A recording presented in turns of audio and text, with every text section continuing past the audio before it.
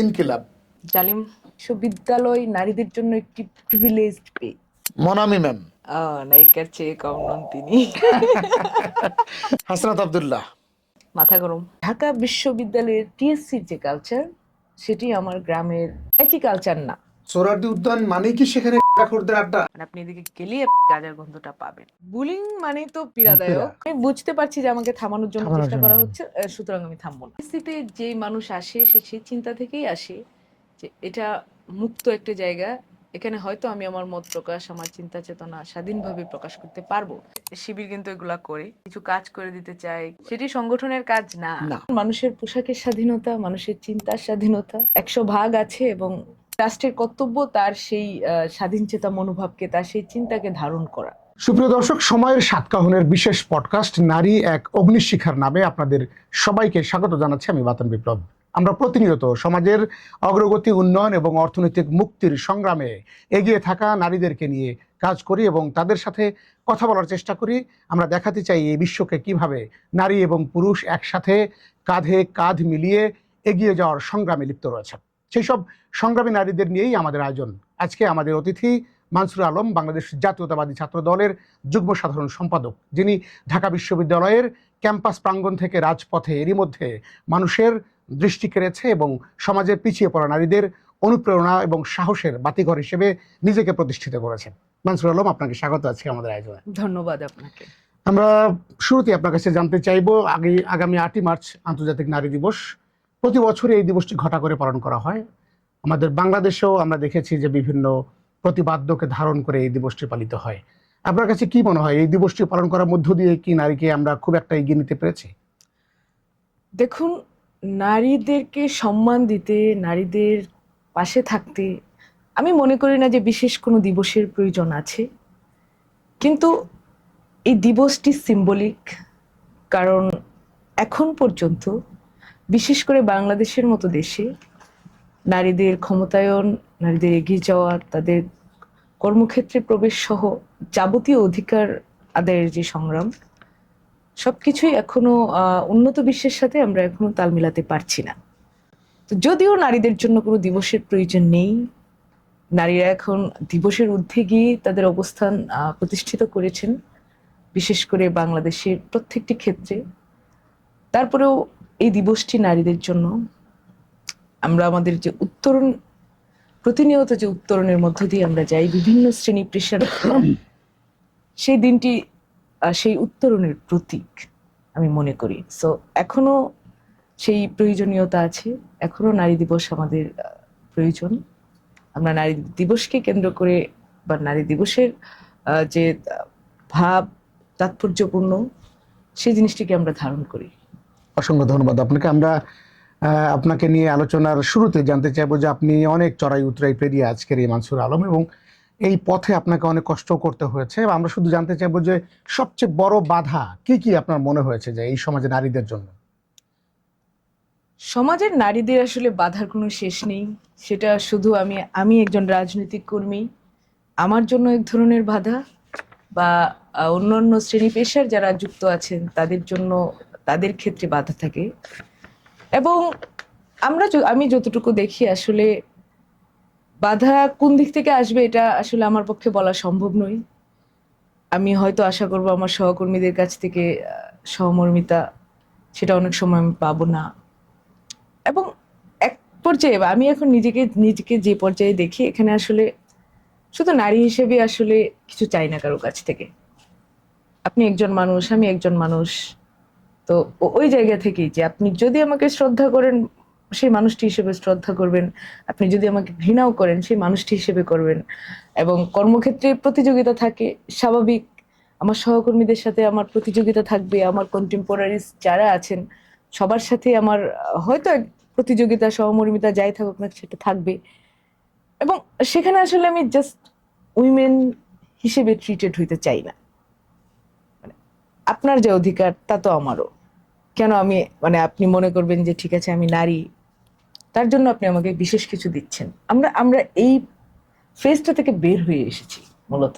এটা কি সম্ভব হয়েছে? আমি যদি ঢাকা বিশ্ববিদ্যালয় বাংলাদেশের সর্বোচ্চ বিদ্যাপীঠ এই প্রাঙ্গণের কথা যদি বলি, আমি যদি এই জায়গাটাতে একটু নিজেকে আশ্বস্ত করতে চাই যে হ্যাঁ, ঢাকা বিশ্ববিদ্যালয়ে নারীকে এবং পুরুষকে আলাদা চোখে দেখা হচ্ছে না, সবাইকে শিক্ষার্থী হিসেবে দেখা হচ্ছে, এখানে কোনো বৈষম্য নেই, সবার অধিকারটুকু এখানে সমুন্নত আছে, এটা কি বলতে পারি? দেখুন, এখন এখানে বিষয়টা হচ্ছে যে এই যে আলাদা করে দেখা বা না দেখা, ঢাকা বিশ্ববিদ্যালয় একটি শিক্ষা প্রতিষ্ঠান। এখানে আসলে এই ঢাকা বিশ্ববিদ্যালয় দিয়ে আপনি আসলে সারা বাংলাদেশের নারী সমাজকে তুলনা করতে পারবেন না। এখানে নারীরা যারা আছেন তারা স্বাধীন চেতা, তারা উচ্চশিক্ষিত, তারা নিজের অধিকার জানেন। তাদের জন্য যে জিনিসটা সহজ সেটা গ্রামের মেয়েটির জন্য না। তো ঢাকা বিশ্ববিদ্যালয়ের সমতা যদি প্রতিষ্ঠিত হয়েও থাকে, বা সেখান থেকে আমরা যারা বেড়ে উঠছি, এবং আমরা যেহেতু বেড়ে উঠেছি এবং একটা পর্যায়ে আমরা এসে দাঁড়িয়েছি, তার মানে হচ্ছে যে আমরা বাধা বিপত্তি এগুলোকে ডিঙিয়ে ডিঙিয়ে পাশ কাটিয়ে কিন্তু আমরা আজকের জায়গায় এসেছি। তো বলা যায় আমরা আমরা অনেকেই যে জায়গায় পৌঁছেছি, ঢাকা বিশ্ববিদ্যালয়ের পরিবেশ, ঢাকা বিশ্ববিদ্যালয়ের অবস্থান সেই জায়গাটার জন্য গুরুত্বপূর্ণ ছিল। কিন্তু এটি সারা বাংলাদেশ নয়। ঢাকা বিশ্ববিদ্যালয় নারীদের জন্য একটি প্রিভিলেজড অবস্থান, সেটা সারা বাংলাদেশের তুলনায়। আমি যদি একটু পিছিয়ে পেছনে যাই, আমাদের বাংলাদেশের নারীদেরকে ঠিক আমরা যদি 2 যুগ আগে ফিরে যাই, আমাদের আমাদের জন্মের ঠিক হ্যাঁ 2 যুগ নিশ্চয়ই, আমাদের জন্ম আমরা যখন কিশোর ছিলাম আর কি, এই সময় যদি যাই বা 90-এও যদি যাই, তখন আমরা দেখব যে যখন ঢাকা বিশ্ববিদ্যালয়ে শিক্ষার্থীরা মোটামুটি ভর্তি হওয়া শুরু করেছে, ঠিক তখনও নারীদের জন্য নানা ধরনের সংকট আমরা দেখেছি। যে ঢাকা বিশ্ববিদ্যালয়ের একটা মেয়ে যদি জিন্স পরেও আসতো, তখনও তাকে নানা ধরনের বুলিংয়ের শিকার হতো, যদিও তখন ফেসবুক বা সামাজিক যোগাযোগ মাধ্যমের এরকম অবারিত ব্যবহার ছিল না বলেই সেটি মানুষের দৃষ্টিগোচর হয়নি। বাট আমরা আমাদের ম্যাডামদের সাথেও যখন কথা বলি, তখন কিন্তু তারাও এই বিষয়টা অকপটে স্বীকার করেন যে হ্যাঁ, একটা সময় ঢাকা বিশ্ববিদ্যালয়ে জিন্স প্যান্ট পরে আসলেও তাকে বুলিংয়ের শিকার হতো, বা যদিও তখন এই টিজিংয়ের বিষয়টিও, এই শব্দটিও আবিষ্কার হয়নি, যে ইপ টিজিং বা এই শব্দটি আবিষ্কারের আগে এই ঘটনাগুলো ঘটেছে। তো সেই প্রেক্ষাপট থেকে আমরা যদি গ্রামের দিকে কম্পেয়ার করি, এখনো গ্রামে কোনো গ্রামে আমরা যদি একেবারে উপজেলা বা ইউনিয়ন লেভেলগুলোতে দেখি, যে সেখানে কিন্তু ঢাকা থেকে মেয়েরা যখন বাড়িতে যায় তখন তার ড্রেস আপ একরকম হয়, ঢাকায় যখন আসে তখন ড্রেস আপ একরকম হয়, তখন তার কথাবার্তা একরকম হয়, ঢাকায় যখন আসে কথাবার্তা একরকম হয়। এটা একটা ফোবিয়া এখনো আছে কিনা সমাজে, যে হ্যাঁ, আমি বাড়িতে গেলে আমাকে এভাবে চলতে হবে। যেমন ছেলেদের ক্ষেত্রেও হয়, যেমন ঢাকায় যে ছেলেটা সিগারেট খাচ্ছে, গ্রামে গিয়ে কিন্তু সে ছেলে সবার সামনে সিগারেটটা খেতে পারছে না। তো এই ফোবিয়াটা এখন আসলে সমাজে আছেই।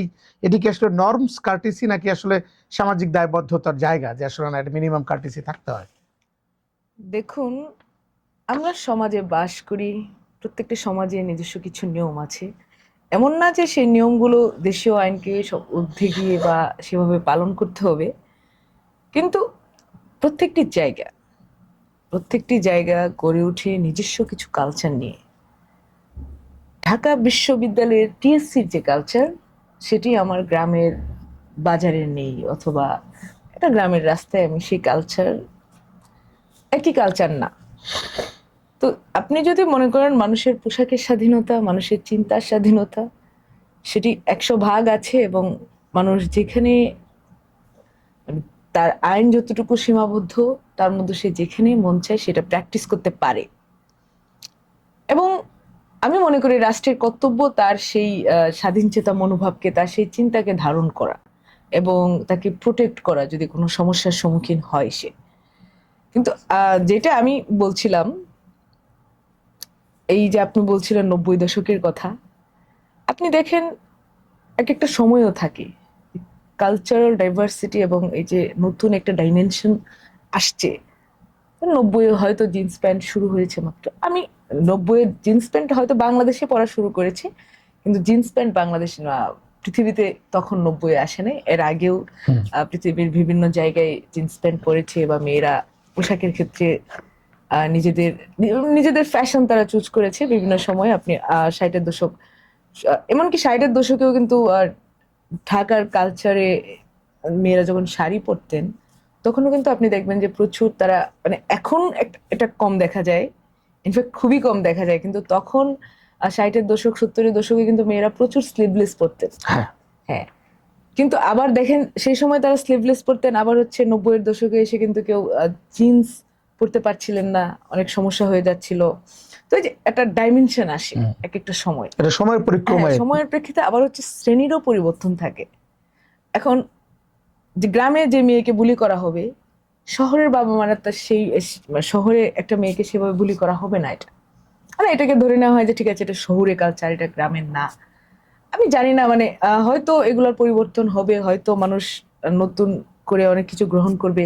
মানে গ্রহণ করার ব্যাপারটা তখনই আসে যখন হচ্ছে আপনার আহ বেশি বা মানসিকভাবে আপনি প্রস্তুত থাকেন, নতুন যা কিছু আসে সেটাকে আমি গ্রহণ করব।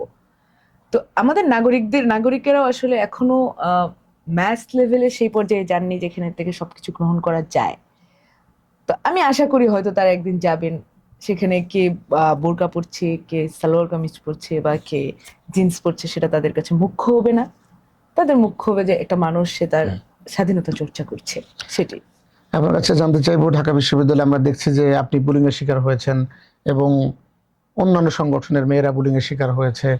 তো সেই জায়গায় আপনাদের ইউনাইটেড থাকার যে একটা প্রত্যাশা সাধারণ মানুষের, সেটি কিন্তু আমরা দেখিনি। যে আপনারা দেখা যাচ্ছে যে যখন বুলিং এর শিকার হয়েছে আপনি আপনার মতো করে প্রতিবাদ করেছেন, তারা তাদের মতো করে প্রতিবাদ করেছে।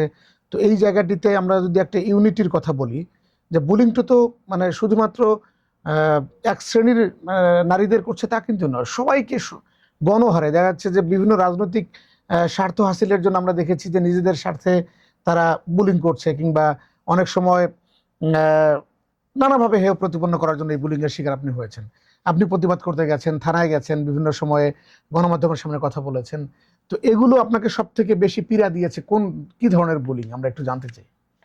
বুলিং মানে তো পীড়াদায়ক। এবং এখানে যে বিষয়টি হয়েছে যে যখনই আপনি ভয়েস রেজ করেন, স্বাভাবিকভাবে আপনার কথা যখন গুরুত্বপূর্ণ থাকে, অথবা আপনার কথা এমনভাবে প্রেজেন্টেড হয় যেটা আসলে প্রতিপক্ষের জন্য খুবই ক্ষতিকর, বা তাদের একটা চিন্তাকে আপনি ধ্বংস করে দিচ্ছেন, আপনার তাদেরকে কোথাও একটা থামিয়ে দিচ্ছেন, তখন তারা সেটিকে আসলে সেভাবে গ্রহণ করে, রাজনৈতিক প্রতিপক্ষ হিসেবে গ্রহণ করে। এবং যেহেতু আমি একজন মেয়ে, আমাকে থামানোর উপায় কি কি হতে পারে? বুলি করা, গালি দেওয়া, অথবা এমনভাবে আক্রমণ করা যেটি আসলে আমার মেয়েরা যেসব আক্রমণ থেকে সাধারণত আর সামনে এগোতে চায় না, পারিবারিক সামাজিক দায়বদ্ধতা থেকে তারা চিন্তা করে যে আমি এখানে থামবো, আমি আর আগাবো না, এটি আমার জন্য অসম্মানজনক। কিন্তু আমাদের ক্ষেত্রে একটু আলাদা, যে ঠিক আছে বা গালি করছে, মানে আমাকে আমি বুঝতে পারছি যে আমাকে থামানোর জন্য চেষ্টা করা হচ্ছে, সুতরাং আমি থামবো না, যাই হোক না কেন। কিন্তু এরকম মনোবল কি সবার থাকে? এখন আমি একজন রাজনৈতিক কর্মী, আমি অনেক কিছু গ্রহণ করেই এখানে এসেছি, এবং আমি নিজেকে আসলে সেই মাত্রায় অভ্যস্ত করেছি যেখান থেকে আর যা কিছু আসুক না কেন সত্তরে সহজে লব, সেই ধরনের চিন্তা থেকে। এবং বাকিদের কথা আমি জানি, কিছু মেয়ে যারা আসলে স্ট্রাগল করছে এবং এই জিনিসটা অনেকে উতরিয়ে গিয়েছে, আবার অনেকে উতরাতে পারছে না, তার পারিপার্শ্বিকতা তাকে সাপোর্ট করছে না। আমি বলবো যে আমার পারিপার্শ্বিকতা আমাকে সাপোর্ট করেছে, আমি শক্ত থাকতে চেয়েছি, তারা আমাকে সেই জায়গায় হেল্প করেছে। এখন রাজনৈতিক পরিস্থিতি, রাজনৈতিকভাবে সাপোর্ট পাওয়াটা কিন্তু ইম্পর্টেন্ট। এখন আমরা দেখছি যে সবকিছুর আসলে আইনি সমাধান হচ্ছে না, এবং অনেক ক্ষেত্রেই পুলিশ নির্লিপ্ত আচরণ করছে, বা যেভাবে জিনিসটা নিয়ে ব্যবস্থা নেওয়ার কথা ছিল সেভাবে নিচ্ছে না। তো এই জায়গা থেকে আমি আসলে বলবো যে যখন আমি রাজনৈতিক সংগঠনের সাথে যুক্ত, আমার সেই সাপোর্টটা দরকার। পলিটিক্যাল সাপোর্ট হলে হয়তো আমি সেটি ভালোভাবে উত্তরণ করতে পারি, যেটি অনেকেই পারেন না। এবং বিভিন্ন ধরনের দুঃখজনক ঘটনাও ঘটেছে, অনেকে আত্মহত্যা করার চেষ্টা করেছে, মানে এটা তো থামিয়ে দেওয়ার জন্যই করা হয় মূলত। সো সেটির জন্য সামাজিকভাবে ঐক্যবদ্ধ থাকারও দরকার ছিল। এখন আমি জেনারেশনকে দেখি যে তারা অনেকটা ঐক্যবদ্ধ, আমাদের চেয়েও বেশি ঐক্যবদ্ধ, কারণ তারা মনে করছে যে এখন সেটার প্রয়োজন, না হলে আর হচ্ছে না।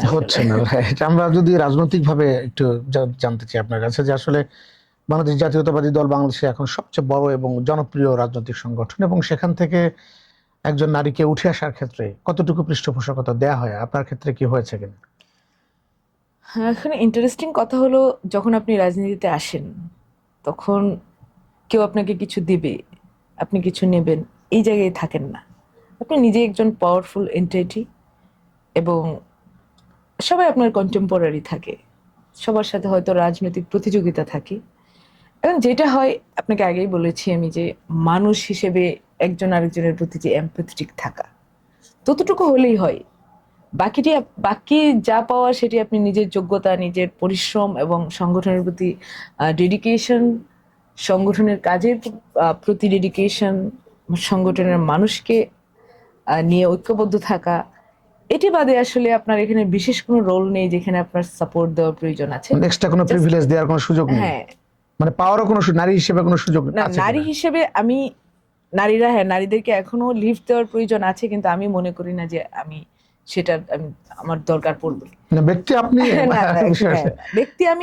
ব্যক্তি আমি এজন্যই বলছি যে আমি রাজনীতিতে আসছি, মানে আমি নিজেকে সর্বোচ্চ শক্তিশালী প্রমাণ করতে কিন্তু আমার এই জার্নিটা শুরু। এবং আমি মনে করি শুধু আমি না, যে নারীরাই রাজনীতি করতে আসছেন তারা, এই যে অত্যন্ত চ্যালেঞ্জিং একটা জায়গা, মানে রাজনীতির চেয়ে চ্যালেঞ্জিং কোনো কিছু নেই মেয়েদের জন্য। আমরা সেই পেশাটির মধ্যে এসেছেন, আপনি সেই জায়গায় এসেছেন, তার মানে আপনি সর্বোচ্চ শক্তিশালী।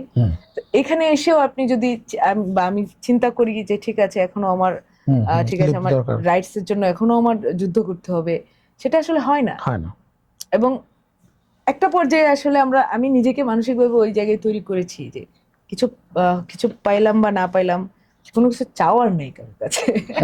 কেউ আমাকে দিবে যে ঠিক আছে, হ্যাঁ তোমার জন্য এটা সংরক্ষিত বা এটা দেওয়া হচ্ছে, এটা এখনো অপমানজনক আমাদের জন্য। সবাইকে এটা ভাবে, সবাইকে মনে করে আপনার মতো করে আমি যারা যাদেরকে চিনি তারা মনে করে, হয়তো সেটা প্র্যাকটিস করার এখনো সময় পুরোপুরি আসে নাই, সেটা আমি যেভাবে বলছি সেভাবে সবাই বলতে পারেন নাই, কিন্তু তারা বলবেন একদিন, এবং তারা সেটা ফিল করেন যে ঠিক আছে, আমি একজন জয়েন্ট সেক্রেটারি, একজন ছেলে আছে জয়েন্ট সেক্রেটারি, আমি কোন অংশে তার চেয়ে পিছানো না। না। তা সে আমাকে ভাববে কেন যে ঠিক আছে আমি তোমাকে এগিয়ে দিচ্ছি, তুমি দিচ্ছ না। না, সেটা নিজের যোগ্যতা দিয়ে এগিয়ে হ্যাঁ, যেতে হচ্ছে। বাংলাদেশের প্রেক্ষাপটে আমি যদি বলি যে নারীদের জাগরণে, যেমন বেগম রোকেয়া সাখাওয়াত হোসেনের কথা আমরা বলতে পারি যে উনি অগ্রদূত ছিলেন, এবং পাশাপাশি অনেকেই কবিতায়, উপন্যাসে, গল্পে নারীকে এগিয়ে নেওয়ার চেষ্টা করেছেন। তো আপনার চোখে আসলে আপনার কোনো আদর্শ আছে কিনা, কোনো আইডল আছে কিনা এই নারীদের এগিয়ে নেওয়ার ক্ষেত্রে? আপনি সবচেয়ে বেশি কাকে অনুসরণ করেছেন বা করেছেন কিনা? দেখুন, আমি একজন নারী হিসেবে যখন নিজের অধিকার লড়াইয়ের জন্য মাঠে এসেছি, বিভিন্ন নারী আমার জন্য প্রেরণা কাজ করেছেন। আম, পৃথিবীর ইতিহাসের বিভিন্ন নারী, যখন আমি পড়াশোনা করতাম, আগে পড়তাম, বিভিন্ন নারীদের জীবনী পড়তাম, তাদের কাজকর্ম এবং তাদের যে সমাজের বিভিন্ন বাধা ডিঙিয়ে তারা যে জায়গায় পৌঁছেছেন, সেটি আমাকে উৎসাহ দিত। এবং আমি মনে করি যে রাজনৈতিকভাবে আমি যে চিন্তা নিজের মধ্যে তৈরি করেছি যে আমি রাজনীতিতে আসবো বা অনেক বড় চ্যালেঞ্জ নিব, সেই জায়গাগুলোতে আমার সেই যে বিভিন্ন সময় আমি বিভিন্ন নারীদের জীবনী পড়েছি, ইতিহাস পড়েছি, সেগুলো অনুপ্রেরণাদায়ক ছিল। সেটা বেগম রোকেয়া ছিলেন বা যে কেউ। তো রাজনীতিতে আমি যখন ছোট, অবভিয়াসলি আমি ছাত্রদল করি, এবং এই বিএনপির সাথে যুক্ত হওয়ার পিছনে অবশ্যই আমার বেগম খালেদা জিয়ার জীবনী সবচেয়ে বেশি এখানে আমাকে টেনেছে। যখন আমি ছোট, তখন আমি দেখতাম যে সবচেয়ে শক্তিশালী নারী বাংলাদেশে কে, তিনি ছিলেন বেগম খালেদা জিয়া। স্বাভাবিকভাবেই কিন্তু এই যে আমি বড় হতে চাচ্ছি, আমি একটা চিন্তায় নিজেকে এগিয়ে নিয়ে যাচ্ছি, সেখানে বেগম খালেদা জিয়া মুখ্য ভূমিকা পালন করেছেন। ইনফ্যাক্ট আমি মনে করি এই যে আমরা পড়াশোনা করছি, আমরা গ্রাম থেকে এসেছি, তাদের জন্য বিশেষ করে, কারণ শহরের ছেলে মেয়েরা, শহরে মেয়েদের জন্য পড়াশোনা বলেন সবকিছু অনেক আগে থেকেই সহজ ছিল, সহজ। কিন্তু গ্রামের যে প্রত্যন্ত অঞ্চলে যে মেয়েটি স্বপ্ন দেখতে পারে যে আমি ঢাকা বিশ্ববিদ্যালয়ে পড়বো, আমি বিদেশে যাব পড়তে, সেই প্রেরণাটি কিন্তু বেগম খালেদা জিয়াই আমাদের তৈরি করে দিয়েছেন, শিক্ষার সহজীকরণ করার মাধ্যমে। তো ওভারঅল বিভিন্ন পৃথিবীর ইতিহাসের বিভিন্ন নারীর সাথে এবং আমার শিক্ষার ক্ষেত্রে আমার অগ্রণী ভূমিকা যিনি বেগম খালেদা জিয়া পালন করেছেন। তো আমি একই সাথে সমস্ত এই শক্তিশালী নারীদের প্রতি শ্রদ্ধা জানাই। তারা আমাদের জন্য যা করেছেন বিভিন্ন স্তরে, বিভিন্ন সময়ের বিভিন্ন স্তরে তারা সেই সহায়তাটা করেছেন আজকের আমি পর্যন্ত আমি গড়ে ওঠার জন্য। তো তাদের সবার প্রতি আমার কৃতজ্ঞতা। ধন্যবাদ। আমরা এবার একটু উম, কবিতায় যেতে চাই। আমরা দেখেছি যে রবীন্দ্রনাথ এক ধরনের উৎসাহ দিয়েছেন নারীদেরকে, নজরুল অন্য ধরনের উৎসাহ দিয়েছেন। এই দুজনের মধ্যে আপনার সবচেয়ে বেশি পছন্দ কাকে? আমার নারীদেরকে উৎসাহ দেওয়া বা না দেওয়ার এই জায়গায় আসলে আমার বিশেষ কোনো পছন্দ নেই। ঠিক আছে? কবিতা আমি পড়ি আমার নিজের আমার আত্মার প্রশান্তির জন্য। এখানে নজরুল বিদ্রোহী কবি, তিনি যখন কোনো কিছু বলছেন বিদ্রোহীর সুরে বলেছেন, ভেঙে চুরে এগিয়ে যাওয়ার কথা বলেছেন। রবীন্দ্রনাথ নরম মনের মানুষ, ডেলিকেট, উনি সেভাবে নারীকে প্রেমিকার রূপে দেখেছেন, আর সবসময় প্রেমিকার রূপে দেখেননি। তিনি কালীর রূপে দেখতেন, তিনি দুর্গার রূপে দেখতেন বিভিন্ন ভাবে। তো একজন কবি আসলে বিভিন্ন ভাবে তার যে কোনো একটি সত্তাকে দেখেন, সেটা নারী হোক বা পুরুষ হোক। যেহেতু তারা পুরুষ, তারা নারীদেরকে এই চিন্তা দেখছেন। আবার নজরুলের কথা ধরেন, তিনি আলগা করা গো খোপার বাঁধন সেখানেও প্রেম গেয়েছেন। রয়েছে। হ্যাঁ, তো এটি আসলে তার কবি সত্তার প্রকাশের যখন যে মুহূর্ত এসেছে, যে নারী এসেছে, তিনি সেই জিনিসটিকে ধারণ করেছেন। আবার আপনি ধরেন জীবনানন্দ দাশের ক্ষেত্রে, তিনি প্রকৃতির মাধ্যমে কিন্তু নারীদেরকে কল্পনা করেছেন, ভেবেছেন। তো এখানে আসলে বিশেষভাবে কেউ একটা জিনিস ধারণ করেছেন আমি সেটা মনে করি না। আমি মনে করি তারা নারী সত্তা ধারণ করেছেন, নারী সত্তাকে তারা তাদের কবিতায় উল্লেখ করেছেন। কিন্তু সেটি যখন তিনি যে দৃষ্টিতে দেখেছেন, যখন তার চেতনায় সে নারী যে অবস্থানে ধরা দিয়েছে সেটি। আচ্ছা, আপনাকে এবার আরো একটু একটু পার্সোনাল প্রশ্ন করতে চাই। সেটি হচ্ছে এই যে নারীকে নিয়ে রবীন্দ্রনাথ, নজরুল কিংবা জীবনানন্দের যে ভাবনা, তো সেটির আপনি নিজে একজন নারী। তো আমার প্রশ্ন হচ্ছে, যেহেতু নারীকে নেপথ্যের কারিগর বলা হয়েছে, যে এ বিশ্বে যা কিছু মহান সৃষ্টি ছিল কল্যাণকর, অর্ধেক তার করিয়াছে নারী, অর্ধেক তার নর। এই যে আধা আধি ভাগের পাশাপাশি বলা হয়েছে যে আরেকটা নজরুলের ভুলে গেলাম, সেটা হচ্ছে যে এই যে আপনি বলছেন যে সবাই কিন্তু দিন শেষে নারীকে প্রেরণা হিসেবে নিয়েছে, নেপথ্যের শক্তি হিসেবে নিয়েছে, অনুপ্রেরণা হিসেবে নিয়েছে। সেখানে আপনি কারো অনুপ্রেরণা হয়েছেন না, বা আপনাকে নিয়ে কি আরো কারো কোনো ভাবনা রয়েছে কিনা, বা কখনো করবেন কিনা, এরকম কোনো আপনার মানে এগুলো থেকে আপনাকে টাচ করেছে কিনা কোনো কিছু, যে আমি হয়তো হতে পারি কারো অনুপ্রেরণা, এরকম কিছু? এখন মানুষের বিভিন্ন জীবনের বিভিন্ন ফেজ যায়। কৈশোর ছিল আমার, বা এখন আমি যে স্টেজে আছি, তো স্বাভাবিকভাবে মানুষের বিভিন্ন ধরনের চেতনা কাজ করে মানুষের প্রতি। আমি একজন নারী, হয়তো কোনো একজন পুরুষ আছেন, মানে বিভিন্ন ধাপে বিভিন্ন মানুষের সাথে আম, পরিচয় হয়েছে, তাদের সাথে কথা বলার সুযোগ হয়েছে, মানুষকে জানার চেষ্টা হয়েছে। সেই জানার চেষ্টা থেকে হয়তো কারোর প্রতি ভালো লাগা কাজ করেছে। তো এই জিনিসগুলো আসলে আমাদের মানে আমার পক্ষে বেশি ভাবার সুযোগ হয়নি কখনো, কারণ আমি যে ব্যক্তিত্বর মধ্যে এতদিন গড়ে উঠেছি সেটি আমাকে আসলে সেই স্পেস দেয়নি যে আমি আরেকটু বেশি করে ভাববো। তাহলে তাহলে তো আমি বঞ্চিত হয়ে গেল, না, একটু পৃথিবী পৃথিবী বঞ্চিত। না না, এটা ঝঞ্ঝাপূর্ণ সময় গিয়েছে। সেই ঝঞ্ঝার মধ্যে আমি নিজেই লড়াইয়ের মধ্যে ছিলাম, আরেকটি মানুষ হয়তো সেই লড়াইয়ের মধ্যে ছিল। তো সেই অবস্থান থেকে কারোর পক্ষেই আসলে এই কাব্য এক্সপ্লোর করার সময় হয়ে ওঠেনি। না, কিন্তু তাহলে তো লড়াই শেষ পর্যন্ত বিজয়ের মুখ দেখবে না, কারণ এখানে কবি তো বলেছেন যে কোনো কালে একা হয়নি কো জয়ী, পুরুষের তরবারি প্রেরণা না দিয়েছে, না, শক্তি এখন দিয়েছে বিজয়লক্ষ্মী প্রেরণা নারী। কেউ না কেউ দেয় জীবনে। আমিও তো প্রেরণা হয়ে কাজ করি। যারা আমার সহযোদ্ধা ছিল, যারা সহযোদ্ধা পুরুষেরা, যাদের সাথে আমরা একসাথে মিছিল করতাম, আমি তো তাদের প্রেরণা, তারা আমার প্রেরণা। এটা তো সবসময় থেকে গিয়েছে। ধন্যবাদ। আমরা আমরা একেবারে আরো একটু কঠিন প্রশ্নে এবার যেতে চাই। বাংলাদেশের প্রেক্ষাপটে আমরা দেখছি যে বর্তমান যে নির্বাচন হয়েছে, এই নির্বাচনে আপনাদের অজস্র অবদান রয়েছে। ঢাকা বিশ্ববিদ্যালয়ের ছাত্রদল এবং কেন্দ্রীয় ছাত্রদল থেকে আপনারা যেভাবে সহযোগিতা করেছেন যে আসলে যাতে কোনো ধরনের অনিয়ম কারচুপি না হয়, এবং সেরা একটি নির্বাচন হয়েছে এবার। আমরা দেখেছি যে বাংলাদেশের ইতিহাসে স্বাধীনতার পর এত সুন্দর নির্বাচন আমরা দেখিনি। তো সেই জায়গা থেকে আপনি একজন মানে কেন্দ্রীয় ছাত্র দলে আমরা আগে যেরকম দেখতাম যে নারীদের বেশ একটা ভালো উপস্থিতি ছিল, এখন কিন্তু সেটি নাই। আমরা শুধু আপনার নাম আর মানে একেবারে মোটা দাগে যদি বলি যে আপনাদের দুই একজন ছাড়া আসলে কারো নাম আমরা খুঁজে পাই না। তো সেই জায়গায় থেকে কেন নারীদের অংশগ্রহণ কমে গেল? নারীদের এখনো তো নারীদের অংশগ্রহণ আছে, কিন্তু আজকে থেকে হয়তো 1.5 বছর আগেও নারীদের অংশগ্রহণ নিয়ে আমাদের ভাবতে হতো। এখন দেখুন, রাজনীতি একটি চ্যালেঞ্জিং জায়গা। সেখানে আসতে, যে কোনো পেশায় আসতে তো নারীদের কথা ভাবতে হয়, চিন্তা করতে হয়।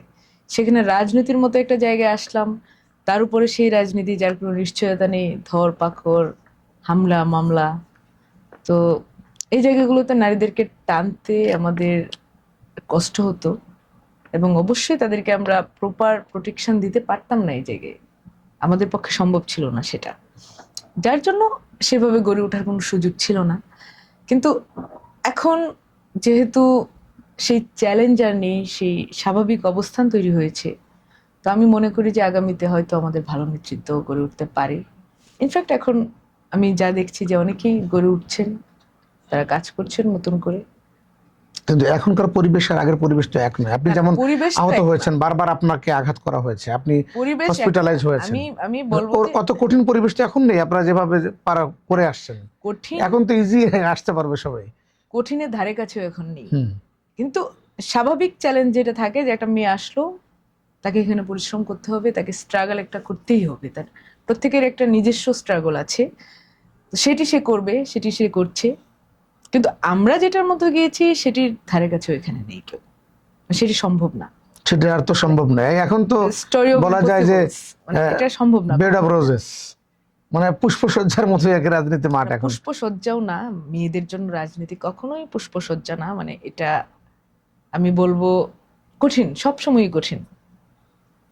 কিন্তু যে চ্যালেঞ্জ ছিল সেটি এখন আর নেই। চ্যালেঞ্জটা নেই। এখন হয়তো বুলির শিকার হবে, হয়তো সহকর্মী বাজে বাজে দৃষ্টিতে তাকাবে, হয়তো আরেকজন পছন্দ করবে না একটা মেয়ে এগিয়ে যাচ্ছে, এই ধরনের সামাজিক কিছু সমস্যা থাকবে। কিন্তু আমরা যেটা করেছি যে আমাদের মতামতের জন্য আমাদেরকে মারছে, রাস্তায় পিটিয়ে ছেলেরা মারছে, এটি আর হচ্ছে না। এই চ্যালেঞ্জার নেই এখানে, এই চ্যালেঞ্জার কাটাতে হবে না কাউকে। আচ্ছা, আপনি যেহেতু চ্যালেঞ্জের কথা বললেন, আমরা এখন রাজনীতিতে নতুন করে আমরা দেখছি যে শিবির একটা তারা প্রকাশ্যে মিছিল করছে ঢাকা বিশ্ববিদ্যালয়ের মতো জায়গায়, এবং 1.5 বছর ধরেই করছে, গত 1.5 বছর ধরে করছে। সেটি আপনি মোকাবেলা করেছেন শুরু থেকেই।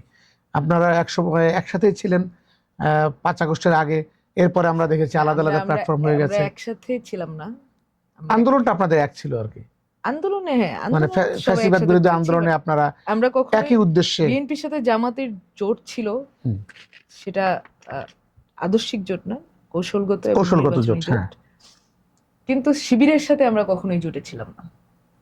ছাত্র সংগঠন হিসেবে আমরা সবসময় আলাদাই ছিল না, সেটা আমরা দেখেছি। আপনাদের মিছিল আলাদা ছিল, আপনাদের অবস্থান, মধুর ক্যান্টিনে বসা সবই আলাদা ছিল, কিন্তু আপনাদের লক্ষ্য উদ্দেশ্য এক ছিল। এখন আমরা শিক্ষা ঐক্য প্রগতির সংগঠন, আমাদের পক্ষে আসলে তাদের সাথে আদর্শিক বা কোনো ধরনের জোটই সম্ভব ছিল না কখন। এখন ঢাকা বিশ্ববিদ্যালয়ে যেভাবে উন্মুক্ত পরিবেশে শিবির বা ভবিষ্যতে হয়তো ছাত্রলীগ আসবে, যে ছাত্রলীগ শিবিরকেও পিটিয়েছে, ছাত্রদলকেও পিটিয়েছে, আপনাকেও পিটিয়েছে, তো সেই জায়গাটা আসলে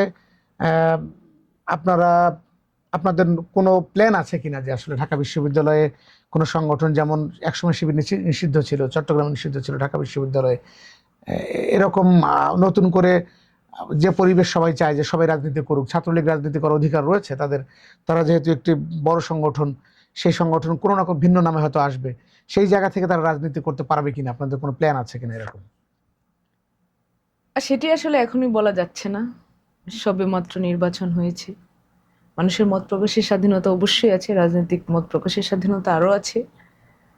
তো এটি আসলে মানুষ ঠিক করবে যে কিভাবে তাদেরকে চায়, এবং তাদের কার্যক্রম, তারা নিজেদেরকে কিভাবে দেখতে চায় সেটির উপরে মানুষ কিন্তু চিন্তা করবে যে আদৌ তারা কখনো ফিরতে পারবে কিনা। তো সেটাই আমাদের অবস্থান। ঢাকা বিশ্ববিদ্যালয় আপনাদের যে কমিটি রয়েছে, আপনার সেন্ট্রাল থেকে নিশ্চয়ই সেগুলো নিয়ন্ত্রণের চেষ্টা করেন। আমি দেখবো গতকাল রাতে একটা মেয়েকে দেখলাম টিএসসিতে এসে, সে পুরান ঢাকা থেকে এসে টিএসসিতে একটা চা খাওয়ার জন্য, নর্মালি কেউ টিএসসি যেহেতু সবার একটা ভালো লাগার জায়গা, সেই প্ল্যাটফর্মে বসে একটা চা খেতে গেলেও বুলিং এর শিকার হতে হচ্ছে, বা কালকে দেখলাম আরো বেশি শারীরিকভাবে সে হেনস্থার শিকার হয়েছে, লাঞ্ছিত হয়েছে। এরকম ঘটনা ঢাকা বিশ্ববিদ্যালয় কেন্দ্রে যখন একজন নারীর ক্ষেত্রে হয়, সেটি আপনাদেরকে কতটুকু আঘাত করে? মানে এটি আসলে ভয়াবহ আঘাত করে। আমি কিছুক্ষণ আগেই বলছিলাম আপনাকে যে যে গ্রামের রাস্তা টিএসসি এক না। টিএসসিতে যে মানুষ আসে সে সেই চিন্তা থেকেই আসে যে এটা মুক্ত একটা জায়গা, এখানে হয়তো আমি আমার মত প্রকাশ, আমার চিন্তা চেতনা স্বাধীনভাবে প্রকাশ করতে পারবো। যেটি ঢাকা শুধু গ্রামাঞ্চলে নয়, ঢাকার যে কোনো জায়গাতে গিয়ে ছেলেমেয়েরা সে অবস্থানে থাকতে ভয় পায়। তো এখানে দুটি মেয়েকে হেনস্থা করা খুবই দুঃখজনক ঘটনা, এবং আমি নিজে কালকে দেখেছি, এবং আমি টিএসসির মতো জায়গায় কেউ কাউকে হেনস্থা করবে এটা আমাদের চিন্তার বাইরে এখন। মানে আমরা অনেক সময় দেখি টিএসসি থেকে বাইরে থেকে ছেলে মেয়েরা আসে, আমরা কখনোই মানে স্বাভাবিকভাবে, আমি তো বলছি যে টিএসসির মতো, টিএসসি যেটি এটি সারা বাংলাদেশ নয়, এটি একটু অন্য জায়গা। তো সেই অন্য জায়গার ফিল নিতেই কিন্তু এখানে আসে মানুষ। একটু স্বাধীন চিন্তা করবে। তাদেরকে হেনস্থা করা মানে মত প্রকাশের আপনার সর্বোচ্চ যে স্তরটি আছে সেটি থেকে আপনি তাকে সরিয়ে দিলে এটি প্রমাণ হয়। আবার ঢাকা বিশ্ববিদ্যালয়ে আমরা দেখছি যে প্রক্টর থেকে শুরু করে ডাকসু, প্রক্টরিয়াল বডি থেকে ডাকসুর যে কর্মকাণ্ড, সেটিতে আমরা সবচেয়ে বেশি প্রত্যাশা করেছিলাম নিরাপত্তা, যেটি কালকে আমরা দেখেছি যে বিঘ্নিত হয়েছে। এবং এটি ঢাকা বিশ্ববিদ্যালয়ের নিরাপত্তা যখন বিঘ্নিত হয় তখন মানুষের মধ্যে এক ধরনের শঙ্কা তৈরি হয়। ঢাকা বিশ্ববিদ্যালয়ের যে গেটগুলো রয়েছে, বিশেষ করে এন্ট্রি পয়েন্টগুলো, এগুলোতে এখন পর্যন্ত কোনো নিরাপত্তা তৈরি হয়নি। আমরা দেখেছি এর আগে বিভিন্ন সময় হয়েছে, কিন্তু তাহলে ডাকসু কি করছে? দেখুন, ঢাকা বিশ্ববিদ্যালয়ের যে নিরাপত্তার ইস্যুটি, সেটি সবসময় একটি বার্নিং কোশ্চেন ছিল। তো ডাকসু মাঝখানে কোনো ধরনের সমন্বয় বাদে কিছু মানুষকে মারধর করে রাস্তা থেকে তুলে দেওয়া বা এই ধরনের কাজ করেছে। গায়ের জোরে দোকানপাট বন্ধ করা, মানুষের গায়ে হাত তোলা, এই ধরনের খুবই উচ্ছৃঙ্খল কাজকর্ম করেছে, যেগুলোর কোনো সমন্বয় ছিল না। তো এই যে ঢাকা বিশ্ববিদ্যালয়ের একটা এমন একটি জায়গা যেটি সেন্টারে, এবং সেটির চারপাশে কিন্তু খোলা, এবং চারপাশে এমনভাবে যুক্ত এটি অন্য অন্য অঞ্চলের সাথে, যে অঞ্চলগুলো থেকে মানুষ আসলে আসবেই এই অঞ্চল দিয়ে, আপনি সেটি আটকাতে পারবেন না। কিন্তু আপনি এন্ট্রি লিমিটেড রাখতে পারেন, রেস্ট্রিক্টেড রাখতে পারেন, এবং তার জন্য অবশ্যই আপনার সিটি কর্পোরেশন এবং রাষ্ট্রীয়ভাবে প্ল্যানিং করতে হবে যে এত বড় একটি জায়গা যেটির সাথে এতগুলো প্রতিষ্ঠান যুক্ত, এখানে ঢাকা মেডিকেল আছে, পুরান ঢাকার একটা ব্যবসায়িক জোন সেই জায়গাটি আছে, তারপর হচ্ছে এদিক দিয়ে শাহবাগ, ওই দিক দিয়ে নীলক্ষেত। তো এই যে একটি চারপাশে বাণিজ্যিক কিছু অঞ্চলের মাঝখানে এই জায়গাটি, তো আপনাকে অবশ্যই এই জায়গার এন্ট্রি যদি আপনি রেস্ট্রিক্ট করেন, আপনাকে সেগুলো নিয়ে প্রপার প্ল্যানিং করতে হবে, এবং এটা কিন্তু সম্মিলিতভাবেই করতে হবে। এটি ঢাকা বিশ্ববিদ্যালয় কর্তৃপক্ষের সাথে সিটি কর্পোরেশন থাকবে, সেটি রাষ্ট্রীয়ভাবেও অবশ্যই কনসার্ন মন্ত্রণালয় বা যারা আছে তাদেরকে নিয়েই কিন্তু এই কাজগুলো আপনাকে করতে হবে। আপনি জাস্ট হুট করে ফেলতে পারেন না, এবং আপনি জাস্ট এটিকে এই অবস্থাতেও রাখতে পারেন না যে অবস্থায় এখন আছে। তো দুটি জরুরি। আমরা যদি দেখি যে ঢাকা বিশ্ববিদ্যালয় থেকে বের হওয়া যত অ্যালামনাই রয়েছে, যারা বিভিন্ন সময়ে ঢাকা বিশ্ববিদ্যালয়ে যেতে চায়, যখন বাচ্চা কাচ্চা হয় তাদেরকে নিয়েও যেতে চায়। তো এই রাত 10টার পরে যাওয়ার ক্ষেত্রে যদি আপনি যেমনটি বললেন যে আসলে রেস্ট্রিক্টেড করে যদি কেউ কার্ড শো করে যেতে পারে, যে অ্যালামনাই কার্ড তো সবার কাছে থাকেই ঢাকা বিশ্ববিদ্যালয়ে, সেই কার্ড শো করে যাওয়ার ব্যবস্থা যেমন এখন পর্যন্ত করা হয়নি। পাশাপাশি রাতভর আমরা দেখি যে ভোর রাতে সেখানে গরু ছাগলও ক্যাম্পাসের ভেতর দিয়ে পার হয়, যেগুলো বিভিন্ন কাপ্তান বাজার বা অন্যান্য বাজারে যায়। এই বিষয়গুলো এখন পর্যন্ত আসলে না করার কারণে নিরাপত্তাহীনতা, আমরা ঢাকা বিশ্ববিদ্যালয়কে অনেক সময় দেখেছি যে সন্ত্রাসীদের অভয়ারণ্য হিসেবেও ব্যবহার করেছে। তো এখনও কেন এই টনক প্রশাসনের নড়েনি? আসলে আপনাদের একজন বড় দায়িত্বশীল সংগঠন হিসেবে আপনারা সেটি মানে আমি যেটা দেখলাম সেটি কখনো এটিকে নিয়ে প্ল্যানই হয়নি। মানে বিচ্ছিন্নভাবে, বিক্ষিপ্তভাবে কিছু মানুষ প্রশাসনিকভাবে বারবার কাজ করেছে, এবং সেটি কোনো সুদূর প্রসারী ফলাফল নিয়ে আসতে পারেনি। কিছুদিন আগে আপনি দেখেন, 2-3 দিন আগে সোহরাওয়ার্দী উদ্যানে একটি অভিযান হলো, যে অভিযানটি আসলে প্রপার ওয়েতে হওয়ার কথা ছিল। এবং আপনি জাস্ট রাতে ঢুকলেন, কিছু মানুষকে মারধর করলেন, তারা গাঁজা খাচ্ছিল, উঠে দৌড়ালো, বিভিন্ন ধরনের সোশ্যাল মিডিয়ায় বিভিন্ন ধরনের ঝামেলা হলো। আপনারা এক শিক্ষার্থীর সাথে বাকবিতণ্ডা দেখলেন, যেখানে সে তার আর্গুমেন্ট পেশ করছিল, পুলিশ তার গায়ে হাত তুললো। যে এগুলো কিন্তু ভায়োলেশন, আপনার রাইটসের অনেক অনেক বড় ভায়োলেশন। এইভাবে আপনি কাজ করতে পারেন না। আপনি সোহরাওয়ার্দী উদ্যান একটি ওপেন প্লেস, আপনি জনমানুষের জন্য সেই জায়গাটি উন্মুক্ত করে দিবেন এবং ভালোভাবে সেটি, এবং অবশ্যই আপনাকে সেখানে প্রপার চেক আপ রাখতে হবে। কিন্তু আপনি হুট করে একদিন গিয়ে শুরু করতে পারেন না। আপনার আগে পরিবেশটা তৈরি করতে হবে। লং টার্ম প্রসেসে সেখানে যাইতে হবে আপনার। তেমনি কিন্তু সোহরাওয়ার্দী উদ্যান যদি নিরাপদ থাকতো, ঢাকা বিশ্ববিদ্যালয় নিরাপদ থাকতো। এটি কিন্তু একটি অটোমেটিক প্রসেস। কারণ সোহরাওয়ার্দী উদ্যানে যারা ঘুরতে আসে তারাই কিন্তু ঢাকা বিশ্ববিদ্যালয়ে আসে, যে ঢাকা বিশ্ববিদ্যালয়টা ঘুরে যাই, উদ্যানও ঘুরে রাইট, গেলাম। ক্যাম্পাসটা ঘুরে একটু উদ্যান দিয়ে ঘুরে যায়। তো এটি সবার মিলিয়ে সিদ্ধান্ত নিতে হবে এবং বড় জায়গা থেকে সেসব সিদ্ধান্ত আসতে হবে যে কিভাবে আপনি সিকিউরিটি নিশ্চিত করবেন এই জায়গায়। না সেটাই আমরা আমরা দেখলাম। হঠকারিতার মাধ্যমে এখানে আসলে কোনো কিছু করে লাভ নেই। আপনি জায়গায় এখানে সবচেয়ে বেশি মত প্রকাশের স্বাধীনতা চর্চা হয়, অবশ্যই মানুষ এটি নিয়ে কথা বলবে। শিক্ষার্থীরা সব রাজনৈতিক সংগঠন, এখন আর এরকম নেই যে হ্যাঁ কেউ কিছু বললো, ছাত্রলীগ আছে, ছাত্রলীগ গিয়ে তাদেরকে মারবে, তা না। এখানে আমি দেখলাম যে ছাত্রদলের ছেলেমেয়েরাও কিন্তু জিনিসটি নিয়ে কথা বলছে যে কেন আমাদের প্রাইভেসি লঙ্ঘন হয়। একটা বিষয় খেয়াল করেছেন কিনা যে আসলে সোহরাওয়ার্দী উদ্যান মানেই কি সেখানে গাঁজাখোরদের আড্ডা আড্ডা বিষয়টা তো তা নয়। আমরা দেখেছি যে খুবই কম, একেবারে হাতে গোনা 2-4 জন আমরা দেখতে পারি অ্যাডিক্টেড লোকজন সেখানে ঘোরাফেরা করে।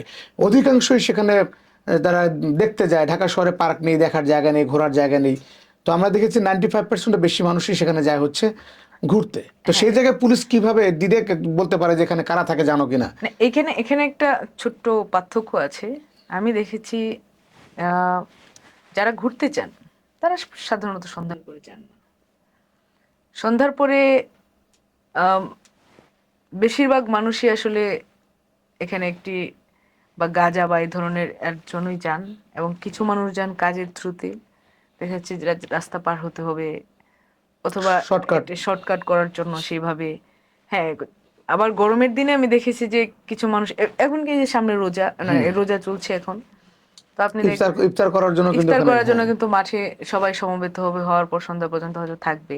কিন্তু গভীর রাতে যখন যারা থাকে তারা আসলে বেশিরভাগ সময় এডিক্টেড মানুষজন, ভবঘুরে মানুষজন এখানে থাকে। তো এটা জাস্ট এক কথায় কিন্তু আপনি প্রকাশ করতে পারবেন না যে এটা কোন ধরনের কি ধরনের মানুষের এখানে যায়, কি ধরনের মানুষের থাকে। দিনের বেলাও কিন্তু গাঁজাখুরেরা এখানে হ্যাঁ, থাকে, থাকে। ভবঘুরেরা থাকে। তো সব মিলিয়ে যেটি হচ্ছে, প্রপার প্ল্যানিং অনেক আগেই দরকার ছিল এটির। কিছু অন্ধকার জায়গা আছে। আমি একটা ওই ছবির হাটের পাশে দেখি যে এখানে একটা ড্যাম্প তৈরি হয়েছে, এটা থানার একটা ডাম্পিং থানার ডাম্পিং রয়েছে, রাইট। প্লেস এটা। তো এই যে জায়গাটা খুবই রিস্কি একটা জায়গা, খুবই খুবই ভয়ঙ্কর বাজে জায়গা, একটা রাইট। জায়গা।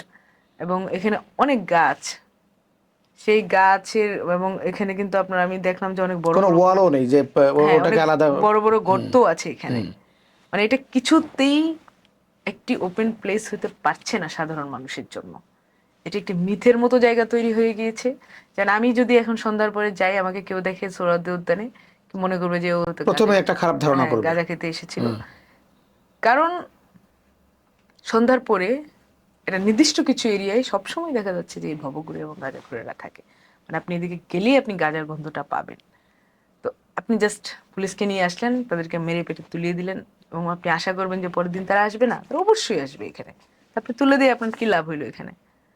তো এই জন্য প্রপার প্ল্যানিং দরকার বলছি। এই প্ল্যানিং, আপনি যে প্ল্যানিং এর কথা বলছেন, আমি যদি একটু যোগ করি, আমরা দেখবো যে একদম দোয়েল চত্বর থেকে শুরু করে তিন নেতার মাজার, সব জায়গায় ফুটপাতে কিন্তু দোকান রয়েছে, এবং ফুলের দোকান থেকে শুরু করে বিভিন্ন রকমারি দোকান সেখানে বসে। এবং আমরা যদি নীলক্ষেত পর্যন্ত যাই, এদিকে চানখারপুল পর্যন্ত যাই, বা শাহবাগ পর্যন্ত, প্রত্যেকটি জায়গায় এই যে ফুলের দোকানগুলো আপনি দেখছেন, এগুলো ফুটপাত দখল করে, মানে ঢাকা বিশ্ববিদ্যালয়ের মধ্যে একদম জায়গা, জ্ঞান চর্চার জায়গা, যেখানে কোনো ফুটপাতই কিন্তু আপনি দেখছেন যে নিরবিচ্ছিন্ন নেই। আপনি চাইলেই ফুটপাত দিয়ে যেতে পারছেন না, এবং ফুটপাতে নানা ধরনের মলমূত্র ত্যাগ করার মতো ভবঘুরেরা সারাদিন সেখানে ঘুরে বেড়াচ্ছে। তো সেটি কি এখন পর্যন্ত নিয়ন্ত্রণ করা বা এটাকে একটু সাজানো গোছানো ঢাকা বিশ্ববিদ্যালয়ে আমরা পাইনি। সেটি নিয়ে আপনারা ছাত্রদল কি করছেন আসলে? আপনাদেরও তো দায় রয়েছে। দেখুন, আমাদের দায় বলতে আমরা বারবারই নিরাপদ পরিবেশকে নিশ্চিত করার জন্য প্রশাসনের কাছে আবেদন জানিয়েছি। তাদের করার কথা সেটি, ছাত্র সংগঠনকে যদি প্রয়োজন হয় তারা সেটির মধ্যে ডাকবে, কিন্তু মোটা দাগে আমার কাজ না যে আমি এখান থেকে মানুষ তুলবো বা এখানে গিয়ে পরিষ্কার করব। এটি সবকিছুর একটা দীর্ঘস্থায়ী সমাধান দরকার, এবং সেই সমাধানের জন্য কিন্তু আমরা বারবারই প্রশাসনের কাছে আবেদন জানিয়ে আসছি। আমাদের এখানে কোনো অথরিটি নেই, আমরা ছাত্র সংগঠন, আমরা ছাত্রদের হয়ে কথা বলি, কাজ করে দিতে পারি না আমরা। যেটি আপনি দেখবেন যে শিবির কিন্তু এগুলা করে, কিছু কাজ করে দিতে চায়, কিছু মানে স্বপ্রণোদিত হয়ে করা, সেটি তো কোনো সংগঠন করতে পারে না, এটা বিশ্ববিদ্যালয় করবে, কর্তৃপক্ষ করবে, সেটি সংগঠনের কাজ না। না। এবং তারা এখানে একটা অথরিটির মতো নিজেদেরকে চিন্তা করে, ঠিক আছে, তারা মানুষকে খাইয়ে পরিয়ে আসলে কিছু একটা ফায়দা তুলতে চায়। যেখানে যেহেতু বেশিরভাগ শিক্ষার্থী গ্রাম থেকে আসেন, তারা মনে করে যে হয়তো এইভাবে তাদের হৃদয়ের কাছাকাছি চলে যাওয়া যায়, বিভিন্ন কিছু প্রোভাইড করে। তো একটা ছাত্র সংগঠন হিসেবে আমরা মনে করি না যে আমরা প্রোভাইডার, আমাদের সেই সক্ষমতা নেই।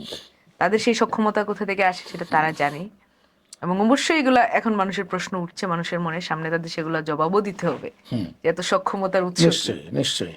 তো এখন আমরা বারবারই চেয়েছি যে এই জিনিসগুলো সমাধান হোক। ফুটপাত দোকান, হ্যাঁ, বিশ্ববিদ্যালয়ের শিক্ষার্থীরা নিজেরা কিছু করতে চায়, তো তার জন্য অবশ্যই সেটির যাতে ব্যবস্থা রাখা হয়। তারা যদি কোনো একটা ক্ষুদ্র ব্যবসা করতে চায় ছোট করে, সেটি যাতে বিশ্ববিদ্যালয় অনুমোদন দেয় সেভাবে, এবং সেটার অনুমোদন এবং সে কোথায় কাজটি করবে সেটি নির্দিষ্ট করে দেবে, সেটি করতে পারে। কিন্তু র্যান্ডম কেউ বসলো, র্যান্ডম আসছে যাচ্ছে, এগুলো যাতে না হয় তার জন্য ব্যবস্থা নেওয়া, বিশেষ করে ভবঘুরে মুক্ত করা, পরিবেশ সুস্থির করা। কারণ হচ্ছে এখানে আপনি রাস্তা দিয়ে গেলে যে স্মেল আপনি পান, মানে এটি তো আউট অফ দ্য ওয়ার্ল্ড। তো এই জিনিসগুলো থেকে আসলে মুক্তি দরকার। আপনি বাংলাদেশের নারীদের জন্য কোনো বার্তা দিতে চান কিনা? বাংলাদেশের নারীদের জন্য বার্তা আসলে বিশেষভাবে দেওয়ার কিছু নেই। বাংলাদেশের নারীরা এরই মধ্যে নিজেদেরকে প্রমাণ করেছেন, তারা জানেন তারা কি চান। আমরা গত ইলেকশনে সেটির প্রমাণ পেয়েছি যে তাদেরকে অনেকে আটকাতে চেয়েছিল, তাদেরকে ঘরে বন্ধ করে রাখতে চেয়েছিল অনেকে, তাদের কর্মঘণ্টা নিয়ে কথা বলেছে, তাদেরকে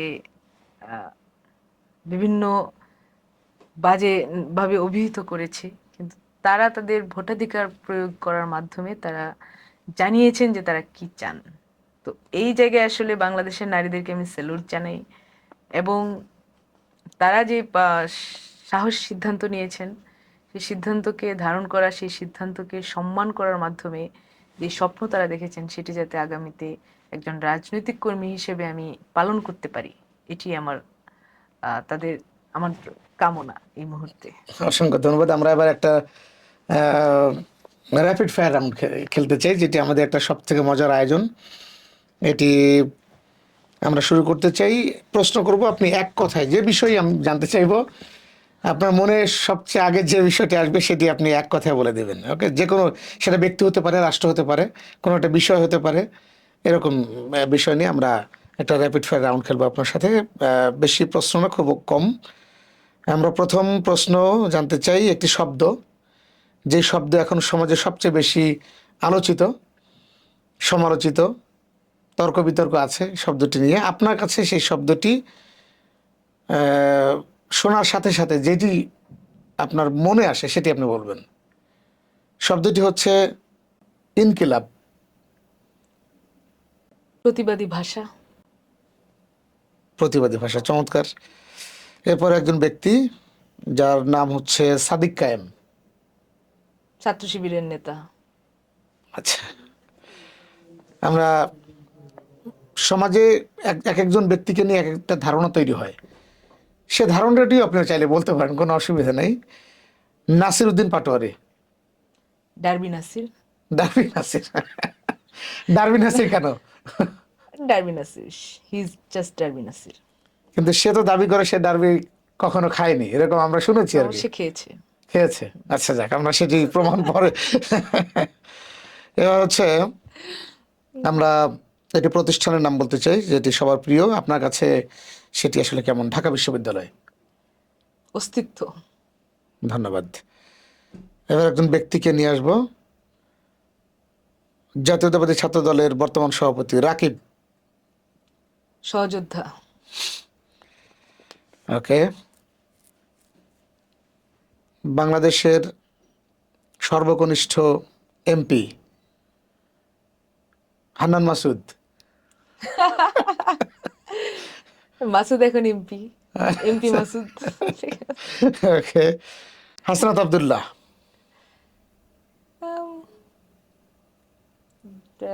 কি নামে ওরা অভিহিত করব? মাথা গরম। মেঘ মোল্লার বসু। প্রতিবাদী কণ্ঠ। উমামা ফাতেমা। কনফিউজড। কনফিউজড। জুমা। সে needs mental help. Senior mental help. Okay. আচ্ছা, মনামি ম্যাম। নায়িকার চেয়ে কম নন তিনি। আমরা কালকেও দেখেছি যেরকম একটা ফটো কার্ড। যাই হোক, তারেক রহমান। নেতা। নিশ্চয়ই, লিডার অফ বাংলাদেশ। এরপর আমরা একটা সংগঠন সম্পর্কে জানতে চাই, ছাত্রলীগ। জালিম। জালিম, বিদেশি শব্দ তো জালিম। আমার তো শব্দ নিয়ে কোনো রেস্ট্রিকশন নেই, আমি ইংরেজিও বলছি এখানে। চমৎকার, যাক এটা ভালো। এই বিষয়টার আমরা সমাধান পেলাম। শেখ হাসিনা। খুনি। খনি। নরেন্দ্র মোদী। ভারতের প্রধানমন্ত্রী। ওকে। সর্বশেষ আমরা একটা বিষয়ে জানতে চাইব, সেটি হচ্ছে ডাকসু। নীলক্ষেত।